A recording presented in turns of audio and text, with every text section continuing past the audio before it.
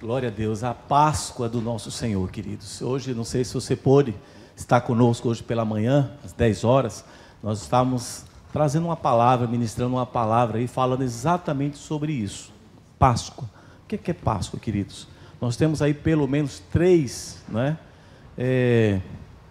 definições, referenciais de Páscoa, Nós temos a Páscoa judaica, Os judeus não convertidos, eles celebram a Páscoa como a libertação do povo da escravidão do Egito, e aí eles comem o cordeiro assado com ervas amargas, lembrando o tempo de sofrimento, lá no Egito. Eles comem os pães sem fermento, que também lembra a pureza, o fermento simboliza o pecado. Nós temos a Páscoa judaica sim, e tem a Páscoa da cultura, do consumo, dos produtos, do chocolate. É a Páscoa que não tem base bíblica, é a Páscoa criada pelos homens. A Páscoa do lucro, das vendas, do mercado. E temos a Páscoa do Senhor, quando Ele celebrou a última Páscoa com os seus discípulos, instituiu ali a nova aliança, aliança feita com o seu sangue, o sangue do Cordeiro, do Filho de Deus. E assim como João falou, o Cordeiro de Deus que tira o pecado do mundo. E aí nós celebramos a ceia do Senhor como sendo a nossa Páscoa, como sendo a nova aliança, feita na cruz do Calvário. E aí, essa aliança feita, queridos, na cruz do Calvário, ela foi cumprida fielmente, cabalmente, pelo nosso Senhor, pelo Filho de Deus. E aí você pode acompanhar comigo, por favor, a leitura de João, capítulo 19, por favor, a partir do verso 28. João 19, 28.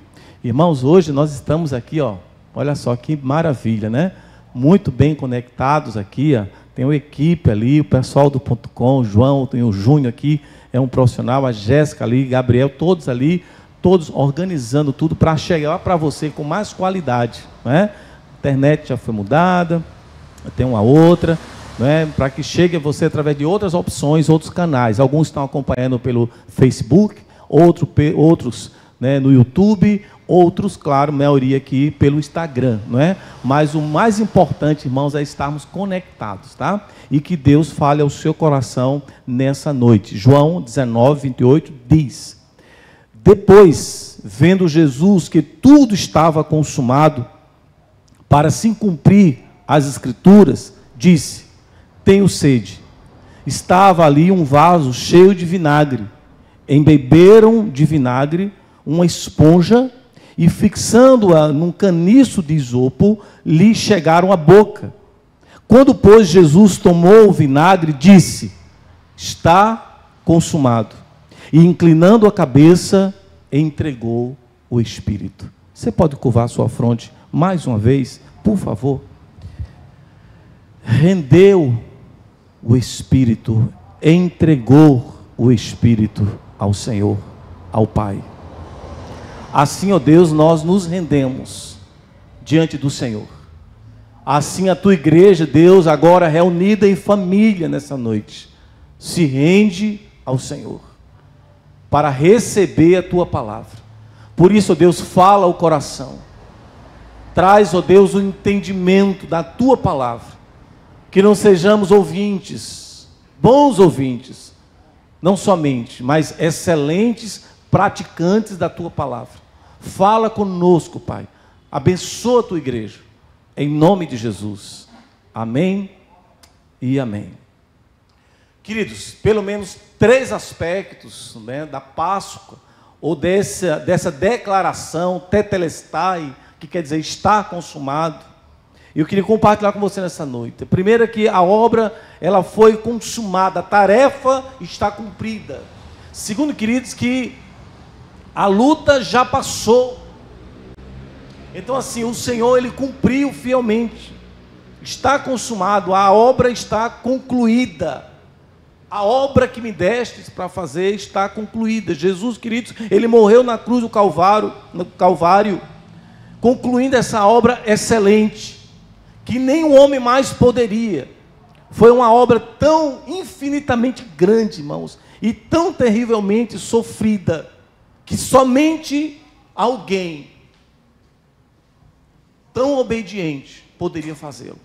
Só alguém tão santo. E Jesus, ele deixava muito claro a sua angústia também por isso. E ele veio com esse propósito muito claro. Não foi algo que ele veio e um plano foi, irmãos, ali sabe, no meio do caminho, não vamos fazer. Ele veio do começo ao fim focado nesse propósito: salvar a minha vida, salvar a sua vida. Embora soubesse o preço que seria pago. E aí lá em Lucas 14, 49, 50 diz assim, eu vim para lançar fogo sobre a terra, isto é, juízo. E bem quisera que já estivesse a arder. Tenho, porém, um batismo com o qual hei de ser batizado. E quanto angústia, e quanto me angustio, até que o mesmo se realize. Jesus, ele tinha plena convicção de, como filho de Deus e como homem, o preço que havia de pagar por essa missão. Não foi fácil para o Filho de Deus cumprir e principalmente realizar plenamente essa obra, queridos. Não foi fácil. Quando Jesus falou sobre o grão de trigo que deve morrer antes de produzir fruto, ele falou abertamente, se referindo a ele mesmo. Agora está angustiada a minha alma. Está lá em João 12, 27. Ou seja, Jesus estava consciente da missão, consciente do propósito, consciente dessa caminhada até a cruz e o que lhe esperava na cruz.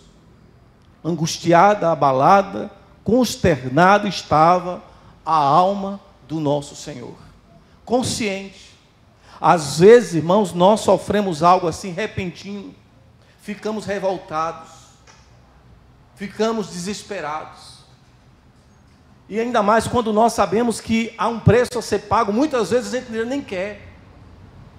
Há uma luta sendo travada nesse tempo que nós estamos. Por exemplo, os profissionais da área de saúde, eles não têm a opção de dizer assim, eu vou ficar em casa. Não tem. Todos estão sendo convocados a uma urgência. Há vidas a serem salvas. E os profissionais de saúde estão aí na linha de frente. Eles não têm, assim como muitos de nós, assim, a escolha, eu não vou, eu estou em casa, eu não vou sair, eu não quero sair, eu estou me protegendo. Muitos de nós estamos exatamente assim. Às vezes você sabe que pode sair, pronto, aqui estamos alguns aqui, né, Giovana do Louvor, como tem vindo sempre alguns também, outros ali na técnica. Há muita coisa que não pode parar. E para que o propósito se realize, para que esse culto chegue até você, para que essa transmissão aconteça, pessoas tiveram que sair de suas casas e dizer assim, eu vou, vamos lá. E isso, irmãos, não é nada, sabe, irmão, sabe, infinitamente nada, diante do que o Senhor pagou por nós. Diante, irmão, da decisão, da missão que Ele veio cumprir. Por isso que devemos nos perguntar se estamos conscientes da missão que hoje nós temos como povo de Deus. Se estamos cientes da missão, irmãos queridos, que nós temos como igreja do Senhor hoje, nesse tempo. Porque se nós perdermos, irmãos, de vista a missão, vamos nos perder completamente. Jesus não somente sabia do que estava por vir, embora sendo muito amado, aliás, o filho amado do Pai, o filho amado, mas a luta no Getsêmani custou suor, lágrimas, até gotas de sangue do nosso Senhor.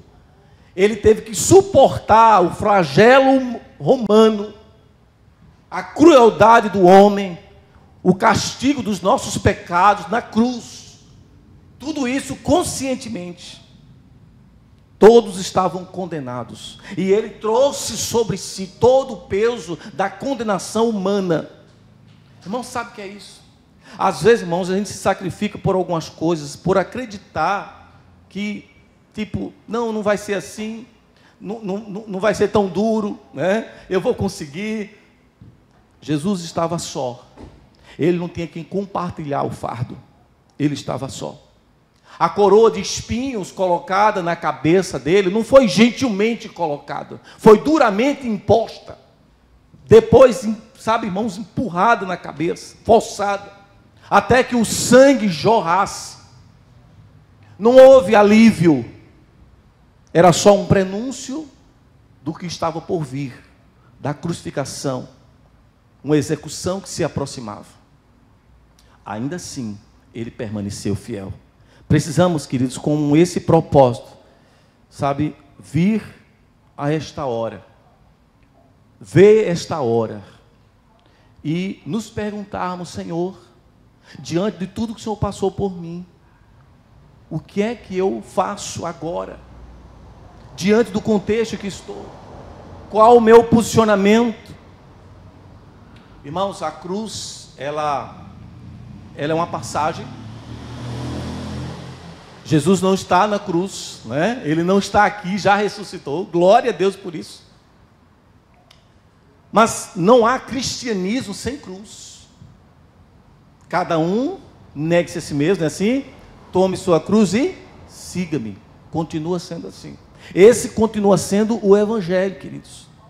Essa cruz tão terrível, uma escuridão tão profunda, dores tão intensas, tão infernais, a sede era insuportável. Daí o coração do Cordeiro de Deus ter feito uma declaração que já foi lá no Salmo 22, 19, 21, como um salmo profético,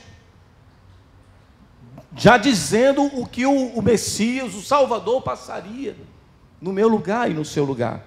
Diz o salmo: Tu, Senhor, não te afastes de mim, força minha, apressa-te em socorrer-me, livra minha alma da espada e das presas do cão da minha vida, salva-me das fazes do leão e dos chifres dos búfalos. Sim, tu me respondes. Um salmo profético que fala do quanto o Messias haveria de sofrer. Não devemos pensar, contudo, queridos, que em algum momento o nosso Senhor, o nosso Salvador, ele tivesse perdido o norte. Não devemos sequer imaginar a possibilidade de que Jesus tivesse dito assim: Senhor, olha, eu tenho outras coisas, há um outro propósito, há um caminho menos doloroso. No Getsêmanes ele falou: se possível, afasta de mim esse cálice, contudo, seja feita a tua vontade.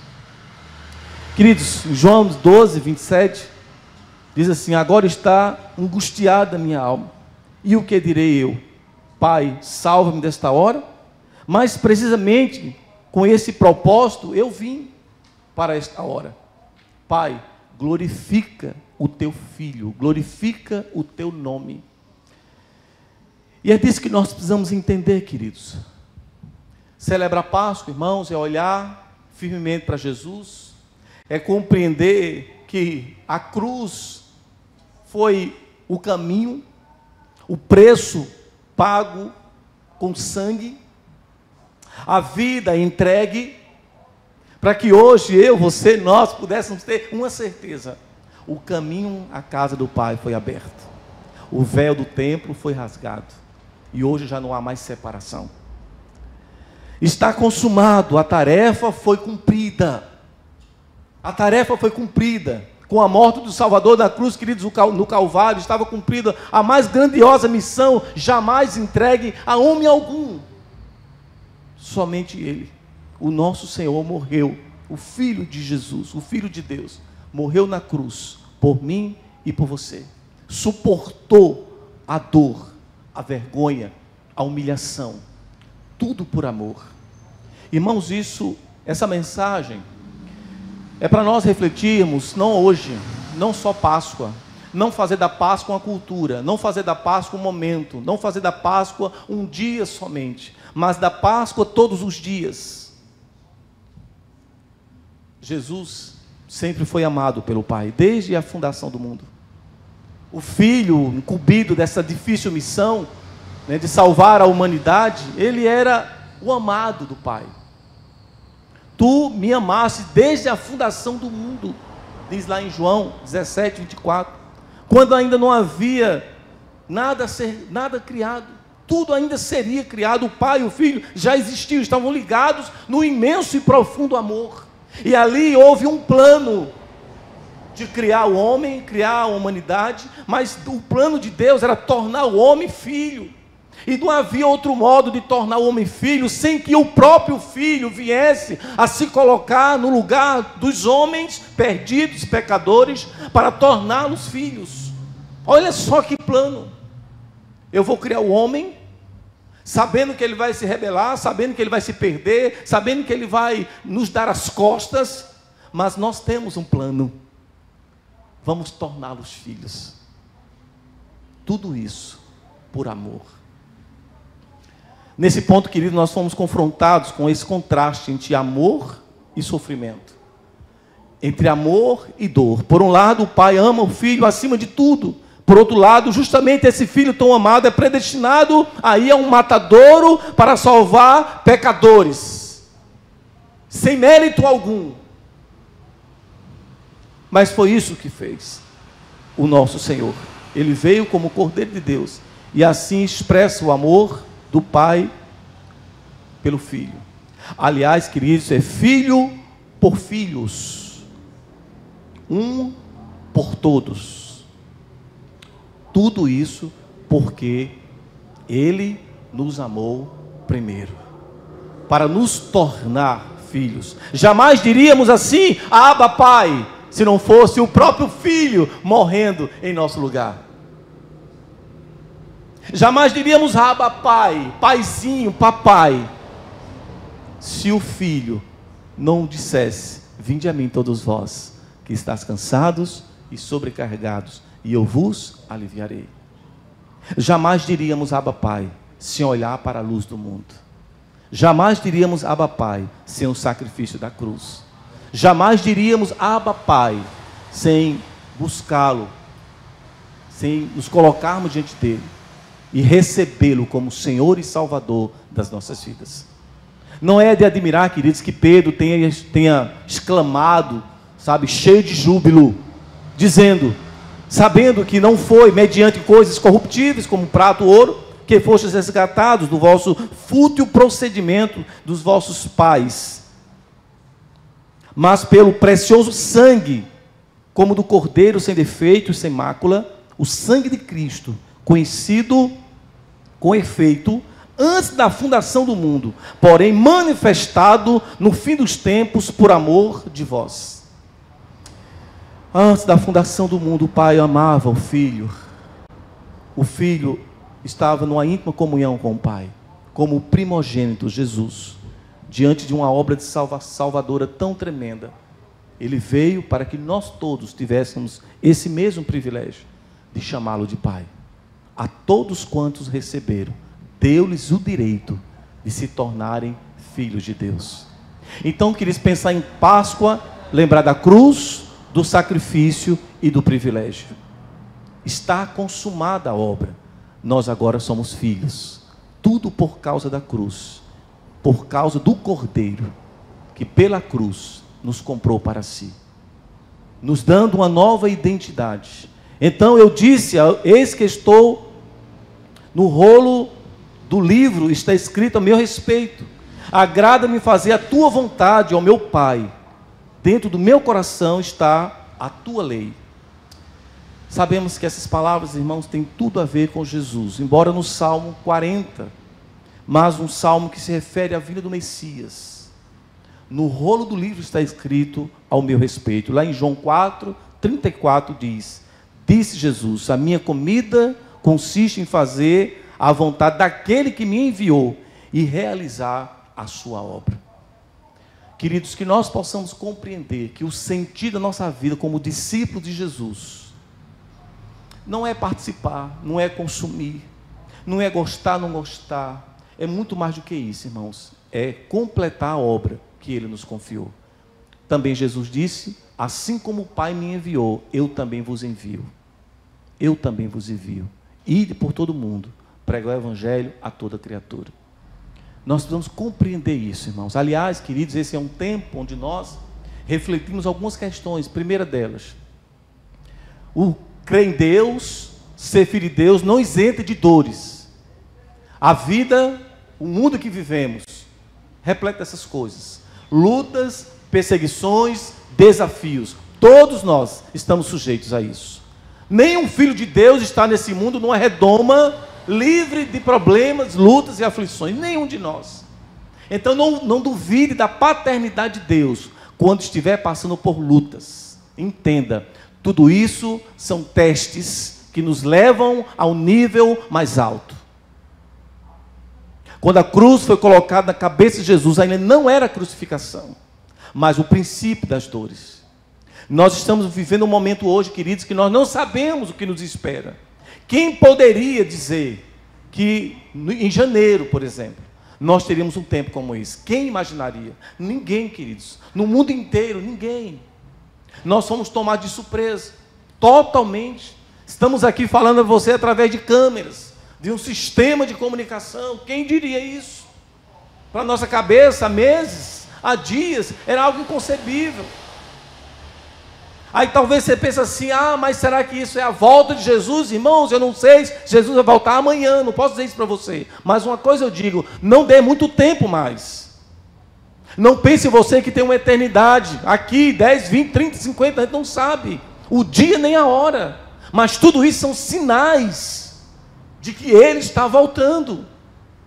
Como não pensar, irmãos, num propósito maior do que simplesmente trabalhar ou não trabalhar, comer ou não, comprar ou não, viajar ou não. Precisamos elevar o nosso pensamento, irmãos queridos, a um plano, a um propósito, e clamar a Deus: Senhor, fala comigo. O meu coração precisa estar alinhado ao teu, a minha mente alinhada à tua. Eu preciso discernir isso, eu preciso compreender como teu povo, como teus filhos. Eu preciso, diga isso para Deus. Não fique alheio a tudo o que está acontecendo, não fique. Não se distraia com as muitas informações. Guarde a sua mente, guarde o seu coração em Cristo. A Páscoa é passagem. Podemos afirmar para você, tudo passa. É verdade. Jesus, ele veio, ele passou, mas ele deixou um legado para toda a eternidade. Nós estamos aqui, irmãos, vivendo história, fazendo história. E o Espírito que estava com Jesus é o mesmo que Ele enviou para estar conosco. Não ache que a sua missão, sabe, irmãos, é pequena demais. Não, minha missão é insignificante. Não é. Porque Jesus não morreu para tornar a nossa vida insignificante. Talvez você não faça ideia do plano que Deus tem para a sua vida. Abra sua mente. Alguém já disse assim: olhe, a diferença entre pensar grande e pensar pequeno é o mesmo preço. Pensar pequeno ou pensar grande. A questão é que quem pensa pequeno, irmãos, morre ali, em si mesmado, no seu universo. Às vezes no seu medo, no seu egoísmo, nas suas vaidades pessoais. Mas aquele que eleva os seus olhos, aquele que leva os olhos ao Senhor, aquele que pensa na glória do Pai, não consegue pensar pequeno. No mínimo ele vai pensar em proclamar Jesus 24 horas por dia, em todo tempo, hora e lugar, anunciar o que aconteceu na cruz do Calvário. Porque eu desci do céu, disse Jesus, não para fazer a minha própria vontade, e sim a vontade daquele que me enviou. Jesus, ele não veio fazer a vontade dele. Ele não fez discípulos para que esses discípulos também fizessem suas próprias vontades. Assim como ele veio fazer a vontade do Pai, ele formou discípulos que também o fizessem o mesmo. A vontade do Pai. Busquemos todos, queridos, urgentemente, fazer a vontade do Pai. Qual a vontade do Pai para a sua vida? Ore mais, pense menos. Leia mais a Bíblia e menos jornais. Encha mais a sua mente, o seu coração com os valores do reino, com os valores eternos, e menos das coisas temporárias. Cuidado com o que está cheio o seu coração, porque é dela que a boca vai falar. É do coração que saem os conteúdos. Encha seu coração com a palavra. Deixe-se viver, deixe-se gastar, Deixe-se sonhar, andar, viver, fazer tudo segundo a palavra de Deus que está no seu coração. E por fim, queridos, está consumado, a luta terminou.